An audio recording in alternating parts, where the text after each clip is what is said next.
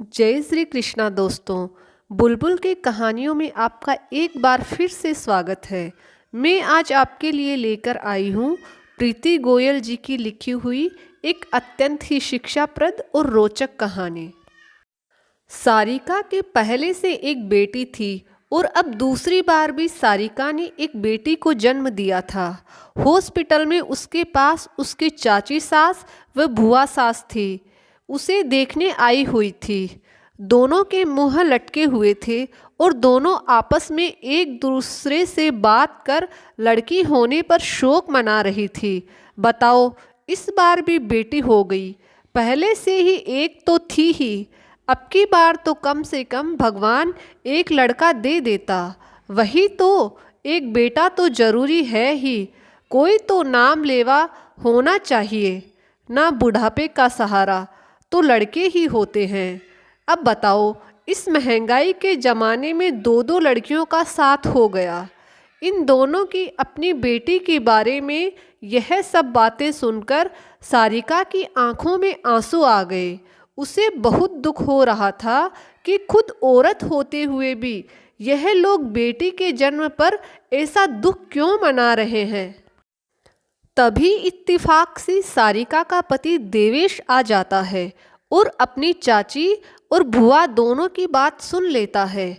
वह कमरे में आकर दोनों से कहता है, क्या हुआ बुआ, क्या हुआ चाची, आप दोनों के मुंह क्यों लटके हुए हैं। कुछ नहीं बेटा, बस यही कह रहे थे कि अब की बार तो कम से कम बेटा हो जाता, लेकिन हाय रे किस्मत, इस बार भी लड़की हो गई। उसकी बुआ सास बोली, क्या हो गया, बेटी हो गई तो अब तो बेटा और बेटी दोनों बराबर हैं बुआ। है तो, लेकिन बेटा, यह सब कहने की बातें होती है।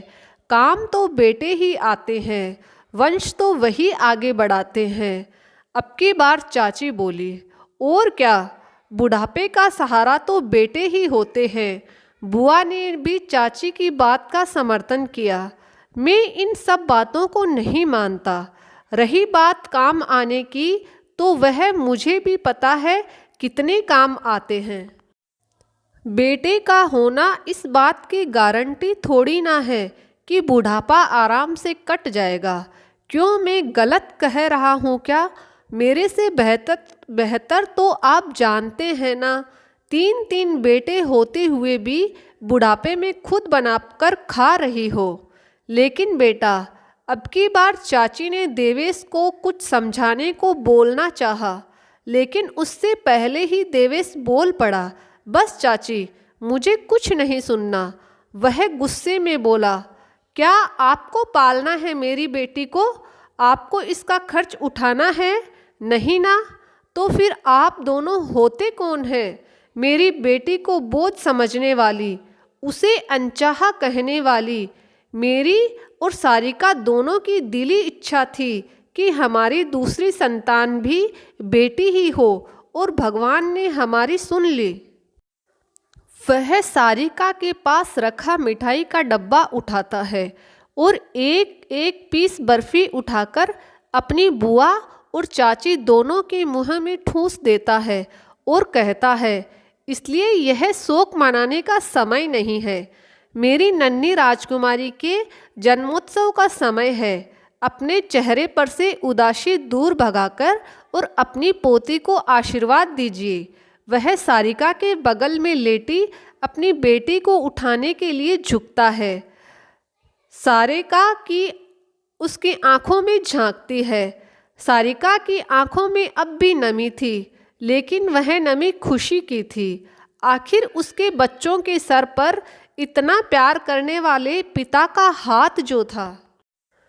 देवेश उसकी आंखों में झांकता है और आंखों ही आंखों में कह देता है, मैं हूं ना। उधर चाची और बुआ दोनों की शक्ल देखने लायक थी। दोनों उठी और बच्ची को सगुन पकड़ाकर चलती बनी। देवेश ने अपनी बेटी को सारिका की गोद में पकड़ा दिया। सारिका ने अपनी बेटी को अपने सीने से लगा लिया। उसकी आंखों में खुशी के आंसू आ गए और वह मन ही मन बोली, मेरी बेटी अनचाही नहीं। आज के समय में जब बेटा और बेटी दोनों बराबर है, तब भी ना जाने क्यों लड़की होने पर माँ बाप दुखी हो या ना हो, रिश्तेदारों के मुँह जरूर लटक जाते हैं। आपका क्या कहना है दोस्तों इसके बारे में? अगर दोस्तों आपको मेरी ये कहानी पसंद आई तो मेरे चैनल को लाइक और सब्सक्राइब जरूर करिएगा और इस कहानी को आगे भी शेयर करना, क्योंकि ये बहुत ही अच्छी और शिक्षाप्रद कहानी है।